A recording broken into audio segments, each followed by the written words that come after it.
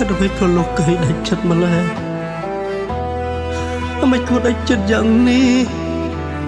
តើឲ្យបងរស់នៅដោយរបៀបណាតើមានអ្វីដែលអាចកែវលីទោះលក្ខណៈសុំត្រឹមជីវ៉ាត្រឡប់វិញតើឲ្យបងរស់នៅដូចម្ដេចបើអវត្តមានអូនសំឡាញ់បើរស់នៅទៅដោយពោពេញតែភាពខ្លោចផ្សាគ្រប់យ៉ាងកើតព្រោះតែបង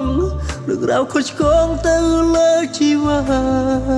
ធ្វើឲ្យអូនឈឺផ្សាក្រំគ្រាវេទនាកន់ឡងបងខកហើយហួអងហើយតើមានអ្វីដែលអាចឲ្យអូនត្រឡប់ទៅ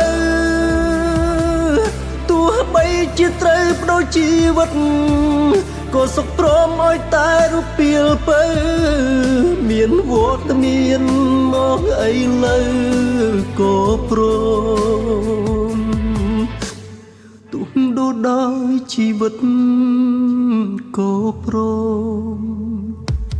អូនទៅមិនដឹងបងនៅសុខសៅប៉ុណ្ណា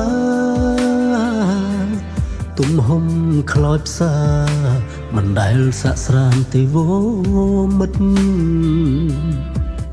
នឹកម្ដងឈឺម្ដងខ្ទេចខ្ទាំជប់ចាប់ក្នុងដួងចិត្តពេលវមិត្តឃ្លាតទៅគ្រប់យ៉ាងកើតព្រោះតែបងរឿងរ៉ាវខុសឆ្គងទៅលើជីវ៉ាធ្វើឲ្យអូនឈឺផ្សាក្រំគ្រាវេទនាកន់ឡងបងខកហើយហួអងហើយតើមានអ្វីដែលអាចឲ្យអូនត្រឡប់ទៅទោះបីជាត្រូវបដូរជីវិតក៏សុខព្រមឲ្យតែរូបពីលពើមានវត្តមានមកអីលើក៏ព្រមទុំដូរដោយជីវិតក៏ព្រមវិប្តេងសារីទនកម្មលោកីជាស្ដីជីវិតក៏ព្រមទទួលក៏សុខចិត្តគឺសូមត្រឹមតែ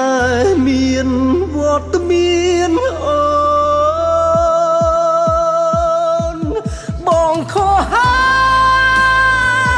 យហួអងហើយ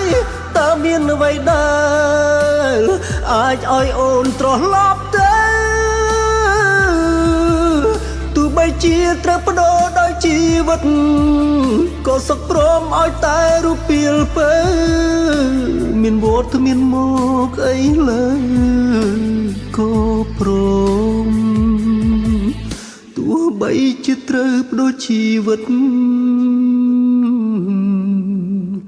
ក៏ព្រម